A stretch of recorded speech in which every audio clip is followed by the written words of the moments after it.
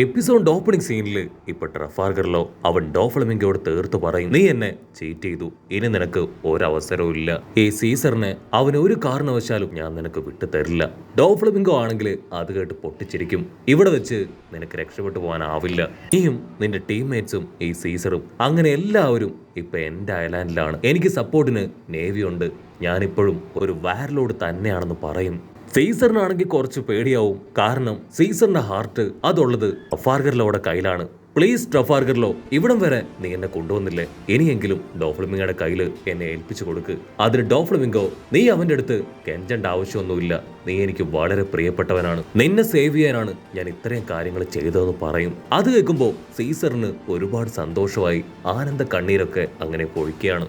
അപ്പൊ ലോങ് ഷോട്ടിലായിട്ട് ആ ബ്ലൈൻഡ് മാനെ കാണിക്കും. ആളാണെങ്കിൽ നിസ്സഹായനായിട്ട് അവിടെ നടക്കുന്ന കാര്യങ്ങളെല്ലാം തന്നെ നോക്കി നിൽക്കുകയാണ്. ആൾക്ക് നന്നായിട്ട് അറിയാം ആ ഡോഫ്ലമിംഗോ അവനൊരു മോൺസ്റ്റർ ആണെന്ന്. ഒരുപാട് ബാഡായിട്ടുള്ള കാര്യങ്ങളൊക്കെ ചെയ്യുന്നത് അവൻ തന്നെയാണെന്ന്. ടീസറിനെ ഉപയോഗിച്ച് ആ ഒരു വലിയ സ്മോക്ക് എക്സ്പ്ലോഷർ അത് നടത്തിയതും ഡോഫ്ലമിംഗോ ആണെന്ന് ഇവർക്ക് നന്നായിട്ട് അറിയാം. പക്ഷെ ഇവരുടെ കയ്യിൽ പ്രൂഫ് ഒന്നുമില്ല.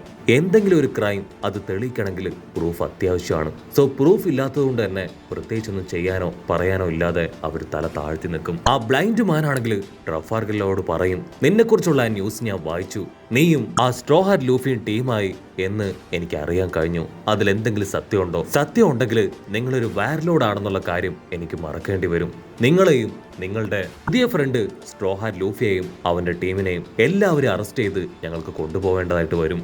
ട്രഫാൽഗറിലോ ആണെങ്കിൽ ഒരു സെക്കൻഡ് കാര്യമായിട്ട് ചിന്തിക്കും. ഇപ്പൊ അവൻ നുണ പറഞ്ഞ് ടെസ്റ്ററോസ ഐലാൻഡിലേക്ക് തിരികെ എത്തിയാലും അവനെ കൊണ്ട് രക്ഷപ്പെടാനാവില്ല. ഇപ്പൊ ചെയ്യാൻ കഴിയുന്ന ഒരേ ഒരു കാര്യം എങ്ങനെയെങ്കിലും കുറേയേറെ സമയം തള്ളി നീക്കുക. അവനാണെങ്കിൽ വിളിച്ചു പറയും, അതെ, നിങ്ങൾ അറിഞ്ഞത് സത്യമാണ്, ഞാനും സ്ട്രോ ഹാറ്റ് ലൂഫി ടീമും ഇപ്പോ ഒറ്റക്കെട്ടായിട്ടാണ് പ്രവർത്തിക്കുന്നത്. അത് കേട്ട് നേവി ഓഫീസർ ആള് പറയും, ഐ എം സോറി, ഇവിടെ വെച്ച് നിങ്ങളുടെ വാർലോഡ് പദവി അത് തിരികെ എടുത്ത് എനിക്ക് നിങ്ങളെ അറസ്റ്റ് ചെയ്യണം. ആ ബ്ലൈൻഡ് മാൻ ആണെങ്കിൽ ആളുടെ കത്തിയെടുത്ത് വീശും.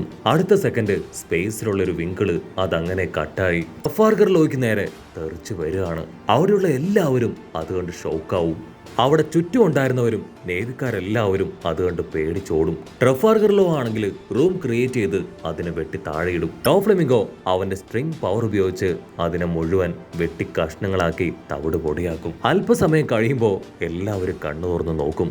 ആ ഒരു വലിയ അറ്റാക്ക് അതില് അവര് 3 പേര് നിന്ന സ്ഥലം ഒഴിച്ച് ബാക്കി അവർക്ക് ചുറ്റും മുഴുവൻ തകർന്നിരിക്കുകയാണ്. ഡോഫ്ലമിംഗോയ്ക്കാണെങ്കിൽ കാലി കയറും. You are unbelievable. ആ ഫ്ലീറ്റ് അഡ്മിറൽ നിനക്ക് ഇങ്ങനെയാണോ ട്രെയിനിങ് തന്നത്? ഒരല്പം തെറ്റ് പറ്റിയിരുന്നെങ്കിൽ എനിക്കും എന്റെ ജീവൻ നഷ്ടാവുമായിരുന്നെന്ന് അവനിപ്പോ ആ ബ്ലൈൻഡ് മാനോട് പറയും. അവിടുന്ന് അങ്ങനെ ബ്ലാക്ക് ഔട്ട് ചെയ്ത ഇവിടെ സാഞ്ചി ആണെങ്കിൽ ഫ്രാങ്കിയെ കോണ്ടാക്ട് ചെയ്യും. അതിനുശേഷം നടന്ന എല്ലാ കാര്യങ്ങളും പറയാണ്. പക്ഷെ നമ്മുടെ ഫ്രാങ്കി ഓൾറെഡി ആ കാര്യങ്ങളെല്ലാം മനസ്സിലാക്കി കഴിഞ്ഞിരുന്നു. അവൻ ആ കാര്യം സാഞ്ചിയോട് പറയും. ഞാൻ ഒരുപാട് സമയമായി നാമിയെ കോണ്ടാക്ട് ചെയ്യാൻ ശ്രമിക്കുന്നു, പക്ഷേ അവരെ കണക്ട് ചെയ്യാനായിട്ട് പറ്റുന്നില്ല.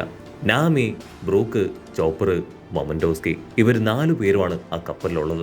എത്രയും വേഗം അവരെ പ്രൊട്ടക്ട് ചെയ്യാനുള്ള എന്തെങ്കിലും ചെയ്യണം. ഞാനിപ്പോ ആ സ്മൈൽ ഫാക്ടറി അത് അന്വേഷിച്ച് പോവാണെന്ന് പറഞ്ഞ് അവൻ കോൾ വൈൻഡപ്പ് ചെയ്യും. സാഞ്ചി ആണെങ്കിൽ വയലറ്റിനെയും കൂട്ടി ഇപ്പൊ സോറോ അന്വേഷിച്ച് പോവും. അപ്പോഴായിരിക്കും തൊട്ടു മുൻപിൽ ആക്ഷനിൽ നടക്കുന്ന ആ ഒരു ഫൈറ്റിന്റെ വീഡിയോ കാണുക. വയലറ്റ് ആ മത്സരത്തെ കുറിച്ച് പറഞ്ഞു കൊടുക്കും. സാഞ്ചി അത് സൂക്ഷ്മമായിട്ട് നിരീക്ഷിക്കും. അപ്പോഴായിരിക്കും നമ്മുടെ ലൂഫി അതിൽ ഫൈറ്റ് ചെയ്യുന്നത് കണ്ട് നമ്മുടെ സാഞ്ചി ഷോക്കാവുക. വയലറ്റ് ഉടനെ അവളുടെ കയ്യിലുള്ള ഒരു മാപ്പ് എടുത്ത് സാഞ്ചിയുടെ കയ്യിൽ കൊടുക്കും. നിനക്ക് പോവേണ്ടത് ആ ഒരു ഫാക്ടറിയിലേക്കല്ലേ, ഇതുപയോഗിച്ച് നിനക്ക് അവിടേക്ക് എത്താൻ കഴിയും. എന്നെ ആ ഡോഫ്ലമിംഗോയുടെ ആൾക്കാർ ഫോളോ ചെയ്യുന്നുണ്ട്, സോ എനിക്കിപ്പോ പോയേ പറ്റൂ. സാഞ്ചി പറയും, ഇതെല്ലാം കഴിഞ്ഞ് നീ തീർച്ചയായിട്ടും ആ വെസ്റ്റേൺ ഹാർബറിലേക്ക് വരണം. അതുവരെ നീ ആർക്കും പിടി കൊടുക്കരുത്. അവിടെ നിന്ന് നിന്നെ ഞാൻ സേഫ് ആയിട്ട് കൊണ്ടുപോകുന്നു പറഞ്ഞ് അവളെ യാത്രയക്കും. അപ്പോഴായിരിക്കും നമ്മുടെ സാമുറായി അവൻ അവിടേക്ക് ഓടി വരിക. അവന്റെ തൊട്ടു പിന്നാലെ ഒരുപാട് വില്ലന്മാർ അവിടേക്ക് ഓടിയെത്തും. സാഞ്ചി ആണെങ്കിൽ ഞൊടിയിടയിൽ അവന്മാരെ ഒക്കെ അട്ടിച്ച് താഴെയിടും. സാമുറായി സാഞ്ചിയോട് പറയും, എന്റെ ഫ്രണ്ട് കാഞ്ചറോ അവനെ അടച്ചു വെച്ചിരിക്കുന്നത് ആ സ്മൈൽ ഫാക്ടറിയിലാണ്. അതെവിടെയാണെന്ന് അറിയില്ല, പക്ഷെ എനിക്ക് എങ്ങനെയെങ്കിലും അവന്റെ അടുത്തേക്ക് പോയി അവനെ മോചിപ്പിക്കണം. അവിടുന്ന് അങ്ങനെ ബ്ലാക്ക് ഔട്ട് ചെയ്ത ഇവിടെ ആ പാലസില് കുഫിയുടെ പേര് മാത്രമായിരിക്കും ഉയർന്ന് കേൾക്കുക. അവൻ ഒരുപാട് പേരെ അട്ടിച്ച് താഴെയിട്ട് ആ ടെറർ ബുള്ള് അതുമായിട്ട് ഏറ്റുമുട്ടാൻ അതിന്റെ അടുത്തേക്ക് അടുക്കും. ആങ്കർ ആണെങ്കിൽ വിളിച്ചു പറയും, അടുത്തതായിട്ട് സാക്ഷാൽ ലൂസി. അവൻ ആ ഒരു ടെറർ ബുള്ളുമായിട്ടാണ് ഏറ്റുമുട്ടാനായിട്ട് പോകുന്നത്. ലൂഫി ആണെങ്കിൽ അതിനെ മുരച്ച് നോക്കും. അതും കണ്ണിൽ ഫുൾ തീവ്രതയും ചുവന്ന കളറൊക്കെ ആക്കി ലൂഫിയെ തന്നെ നോക്കുകയാണ്. അപ്പൊ അവിടുന്ന് അങ്ങനെ സീൻ കട്ട് ചെയ്ത് ഒരു ഫ്ലാഷ് ബാക്ക് കാണിക്കും. ഫ്ലാഷ് ബാക്കിൽ ഒരുപാട് പ്രിസണേഴ്സിനെ ആ ഒരു ബുള്ള് ഒറ്റയ്ക്ക് നിന്ന് ഇടിച്ചിടിച്ച് കൊല്ലുകയാണ്. അവരെല്ലാവരും ഒരുപാട് ആയുധങ്ങളൊക്കെ വെച്ച് അറ്റാക്ക് ചെയ്തിട്ടും അതിന് ഒന്നും തന്നെ സംഭവിക്കില്ല. മറിച്ച് ആ ബുള്ളാണെങ്കിൽ നിമിഷ നേരങ്ങൾ കൊണ്ട് അവറ്റകളെ എല്ലാം കൊന്നു തള്ളും. ഇതേ മാൻഷനിൽ വെച്ച് തന്നെയാണ് ആ ഒരു വലിയ ഏറ്റുമുട്ടൽ പണ്ട് നടന്നത്. അന്ന് ജനങ്ങളെല്ലാവരും ആ ബുള്ളിന്റെ പവറും സ്ട്രെങ്ത്തും ഒക്കെ തന്നെ നേരിട്ട് കണ്ടതാണ്. ആ ഒരു സ്ഥലം മുഴുവൻ അത് ചോര കളവാക്കി മാറ്റി. സോ അന്ന് മുതൽ എല്ലാവരും അതിനെ ബ്രൂട്ടൽ ബുൾ എന്നാണ് വിളിച്ചു വരുന്നത്. കട്ട് ചെയ്ത ഇപ്പൊ പ്രസന്റിൽ ആ ബുള്ള് അത് ലൂഫിയെ നോക്കി പ്രാന്തളകിയ വിത്തുകളെ പോലെ അങ്ങനെ പാഞ്ഞടുക്കുകയാണ്. ലൂഫി ആണെങ്കിൽ പ്രത്യേകിച്ച് ഒന്നും ചെയ്യില്ല.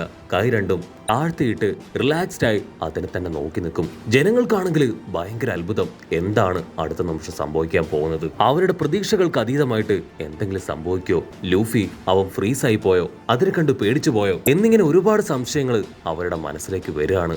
അത് ഓടി ഓടി ഇപ്പൊ ലൂഫിയുടെ ക്ലോസ് എത്തും. ലൂഫി ആണെങ്കിൽ ഞൊട്ടിയടയില് അവന്റെ സെക്കൻഡ് ഗിയറിലേക്ക് മാറി അവിടുന്ന് അങ്ങനെ തെന്നി മാറുകയാണ്. ബുള്ളാണെങ്കിൽ തിരിച്ചു മറിച്ച് നോക്കും, അവിടെ ലൂഫിയെ കാണാനില്ല. തൊട്ടു പുറകിൽ നിന്ന് ലൂഫി ഇപ്പൊ ബുള്ളിനെ വിളിക്കും.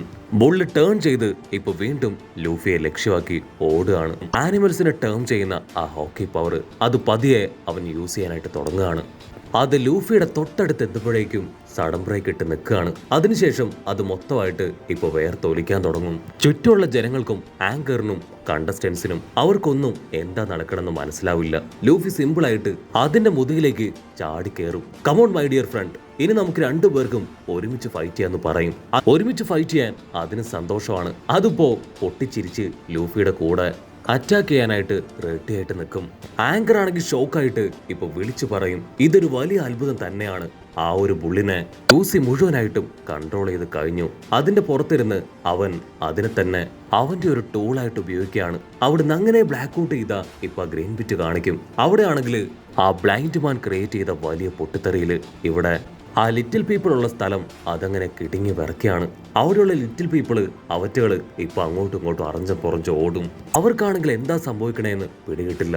ഇവിടെ റോബിൻ അറിയാം എന്താണ് സംഭവിക്കുന്നതെന്ന്. അവിടെ ഏറ്റുമുട്ടൽ സ്റ്റാർട്ട് ചെയ്തെന്ന് അവൾ മനസ്സിലാക്കും. ഉസോപ്പ് ആണെങ്കിൽ പേടിച്ച് നിലവിളിക്കും, നോ, എനിക്ക് ഇവിടെ കിടന്ന് മരിക്കാൻ യാതൊരു താല്പര്യമില്ല.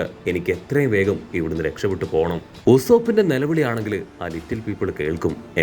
ഒരു ഹീറോയായ ഇവൻ എന്തിനാ ഇങ്ങനെ നിലവിളിക്കണേ? കാര്യം ചെറുതായിട്ട് കൈവിട്ടു പോകുന്നു മനസ്സിലാക്കിയ നമ്മുടെ ഉസോപ്പ് അവൻ നൈസായിട്ട് ആറ്റിറ്റ്യൂഡൊക്കെ ഇട്ട് ഒന്നും അറിയാത്ത പോലെ ഇരിക്കും. ഉസോപ്പ് ആണെങ്കിൽ തള്ളി മറിക്കും, നിങ്ങൾ പേടിക്കേണ്ട ആവശ്യമൊന്നുമില്ല, എന്റെ ഹോക്കി പവർ അത് ഞാൻ ചെറുതായിട്ടൊന്ന് റിലീസ് ചെയ്തതാണ്. അത് കേട്ട് ലിറ്റിൽ പീപ്പിൾ വണ്ടർ അടിച്ച് ഇപ്പൊ ഉസോപ്പിന് കഴിക്കാൻ ഒരുപാട് വെറൈറ്റി ഫുഡുകളൊക്കെ അവന്റെ മുൻപിലേക്ക് എത്തിക്കുകയാണ്. ഫുഡ് കാണേണ്ട താമസം നമ്മുടെ ചക്കൻ ചാടി വീണ് അത് മുഴുവൻ വെട്ടി വിഴുങ്ങും.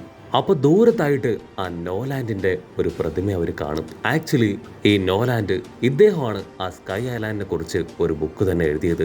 റോബിൻ ആളുടെ ശില കണ്ട് ഷോക്കാവും. അതിനാൽ ലിറ്റിൽ പീപ്പിൾ അവർ റോബിനോട് ചോദിക്കും, നിങ്ങൾക്ക് ഇദ്ദേഹത്തെ അറിയോ? റോബിൻ ആണെങ്കിൽ അതിന് തലകുലുക്കും. അതിനവര് പറയും, 400 വർഷങ്ങൾക്ക് മുൻപ് അദ്ദേഹം ഇവിടേക്ക് വന്ന് ഞങ്ങളുടെ എല്ലാവരുടെയും കിങ് ആയിട്ട് മാറി. ഞങ്ങളെ ആക്ച്വലി ഈ കാണുന്ന സാഹചര്യത്തിലേക്ക് എത്തിച്ചത് അദ്ദേഹം ഒറ്റൊരാളാണ്. ഉസോപ്പ് ആണെങ്കിൽ നൈസായിട്ട് പറയും, ഞാനും ഈ മോൺ ബ്ലാക്കിന്റെ വംശാവലിയിലുള്ളതാണ്.